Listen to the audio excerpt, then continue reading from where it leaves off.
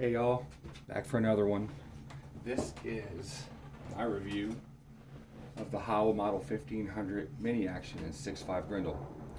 So it's called the Mini Action because it's made for some of your smaller cartridges like 223, 6.5 Grendel 7.62 by 39, things like that. I think they just came out with this gun also in 350 Legend, which is based off of the 223 cartridge but necked all the way up to 357 or 355 caliber. It's a really good looking gun and it's well made. My only issues with the gun are very few. I think that I have, one, two, three. I think three things about the gun that I don't like. And I'm going to go over those things with you here. Number one thing, I guess, we're going to start from the front and work our way to the back, is the stock up here in the front is really flimsy. So whenever you do have a bipod connected to it, it kind of pinches it and makes one side or the other touch the barrel, which I'm not a big fan of, especially when it comes to accuracy.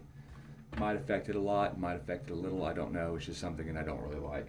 So that's something that I'm going to have to take care of. If I want to continue to use this stock, I'm going to try to strengthen it by installing some rib work on the inside, and I'm going to have to look at a few videos to figure out how I'm going to most likely do that. It's not that really big of an issue right now. The biggest issue that I've had with this gun so far is I like to walk a lot when I'm hunting, and I like to have my bullets in the gun. But if you happen to hold this gun where most people hold it while they're walking around with it, they'll hold it kind of like this maybe. If your hand or any part of you barely touches this latch or release for the magazine, it drops out. I don't really like that.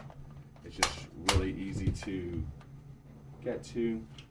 It's just kind of exposed out there in the front. I wish that it was back here in the back, but it is where it is, and I deal with it. So what I do is I'll load my magazine. I think it holds 5 in the magazine. I will load it and put it in my pocket, and also have the chamber loaded just in case I see a deer while I'm walking around and don't want to fumble around looking for a magazine. I can take a shot at it and then install the magazine. The other issue that I've had with it is a weak extractor. So if I went to just to unload it onto my bed or onto the seat of my car or whatever, it wouldn't, if I didn't work the bolt fast enough, it wouldn't kick the shell all the way out of the chamber area. So that's something over time I feel like the gun has worked through, and it's been broken in, and it does that a lot less. I just think that it possibly just needed some breaking in. So like I said, that's not much of an issue anymore.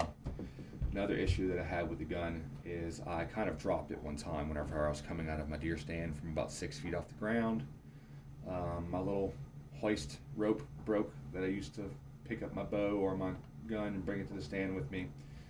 So after that, it gave me a light strike on about 5 different occasions while I was target practicing.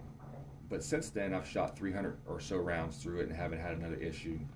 So I'm hoping that that was just a fluke, and that was just because I dropped it. Before I dropped it, I shot a few hundred rounds out of it and never had an issue until right after I dropped it. So since then, everything has been great. The gun itself, I like how it operates. It feels great in your hand. The stock feels great. It has a good recoil pad. It barely has any recoil as it is, and the trigger is phenomenal. Like, trust me, it has a little bit of creep, but then once you get to the wall and it breaks, it is the cleanest, or at least one of the cleanest triggers I have ever, shot in my life, and I really like that. So hats off to Howa for that one. It is great. So another issue that I'm having, I guess there was more than 3, sorry about that, has been the ammo. I've shot, the first stuff that I bought for it was the Hornady Black, that I think is chambered with the ELD match, I believe, 123 grain. Isn't terribly inaccurate, but it wasn't the sub MOA that is promised out of box accuracy for this gun. I would have a nice little 1-inch group with a flyer 2 inches away. which would give me, you know, close to 4-inch group sometimes, if you include the flyer or the cold bore shot or whatever it was doing that, which I didn't really care for very much. I also shot the Hornady Black with the hollow point boat tail match, 123 grain, and them shot a little bit better. And then these SSTs would print a little bit better than that. So these would give me about an 1.5 to 2-inch group, even with a flyer sometimes, which is, I guess, acceptable, especially if it's just a 100-yard deer hunting rifle. Since then, I've gotten my hands on these. These are the PPU, the Preview Partisan. These are for the 6.5 Grendel. They're a hollow point boat tail, 120 grain, and these things shoot flat out laser. These are amazing bullet. I have not had any issues with these, regardless of what type of weather I was shooting in, how hot it was, how windy it was, humidity, any of that stuff. It always printed me a sub half MOA group. These things are phenomenal. The majority of the times I'll shoot a 5-shot group, and most of the bullets will be touching, and these things shoot great. I did not know how they do on deer, though, so if one of y'all could possibly comment and leave me some feedback on that, that would be amazing.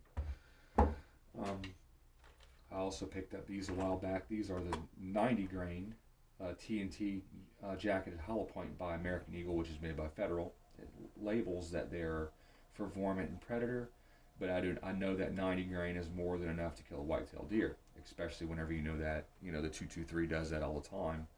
I think the Winchester PowerPoint in 223 for deer hunting is a 64 grain bullet, and they kill deer.